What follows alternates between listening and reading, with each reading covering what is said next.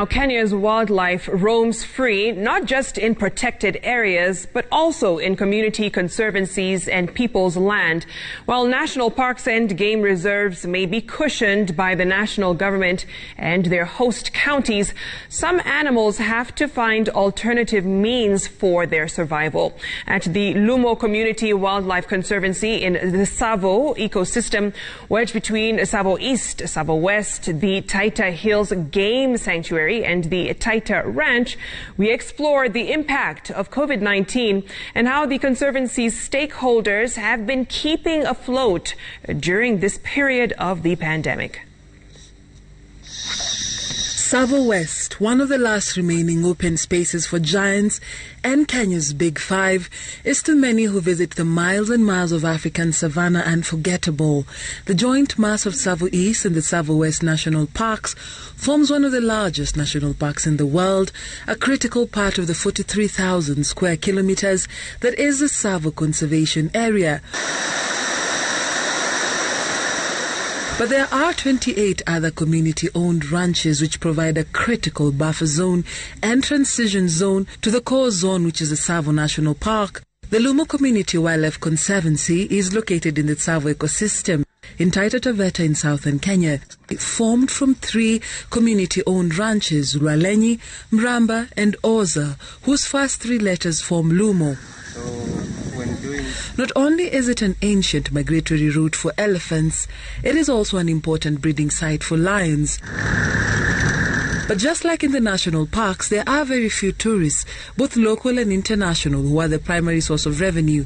These are tough times with the economy devastated by COVID-19. With the lockdowns and all the flights, we were affected as an area in that now the international tourism was cut off, and quarters made sure that our operations were sustained from Kedabres and quarters, and Director General made sure that we did not lack resources.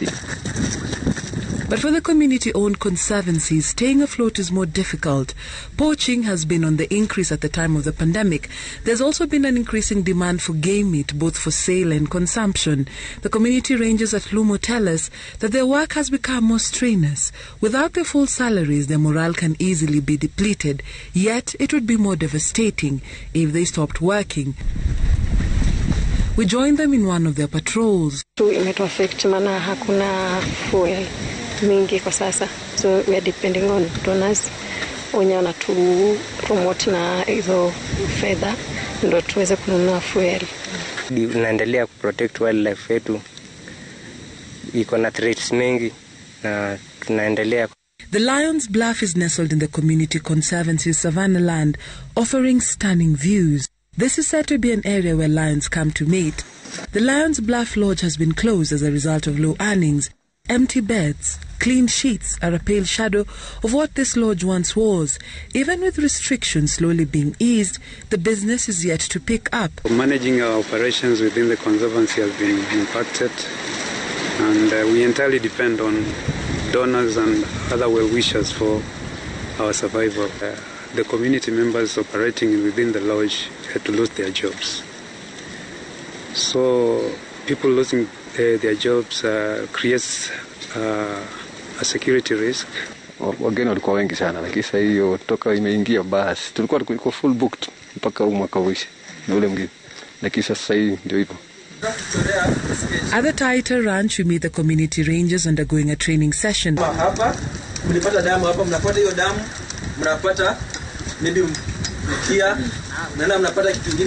Supported by one of their partners, the African Wildlife Foundation, they are being trained on how to handle critical evidence for wildlife crime because they are often required to testify in court. Like Lumo, the ranch has not made much profit. Apart from the Masai Mara, the Tsavo is also one of Kenya's biggest revenue earners when it comes to wildlife tourism. So at this time, who is cushioning community conservancies and other protected areas who earn big from tourism? Basi ilibidi labda tukope wahisani, tuone kama tukitumia kwa muda ambao tulikuwa hatuna pesa, ndio baadaye hali ikiwa nzuri, at least tuone vile tutalipana. otherwise tuna matatizo ya kifedha. It has taken the help of partners and donors to sustain the rangers, managers and game scouts of the community conservancies, not just their salaries but also critical necessities like PPEs, desert boots and equipment for their work. And we are concerned that the impact of poachers on giraffe is going to be significantly high as people become too dependent on natural resources, particularly in the wake of COVID-19 and the absence of formal jobs, which might allow them to look at cheap protein resources from protected areas. One major lesson learned at this time of the pandemic is that reliance on tourism alone is not sustainable. Conservancies are also looking inward, exploring other income alternatives such as carbon credits trade.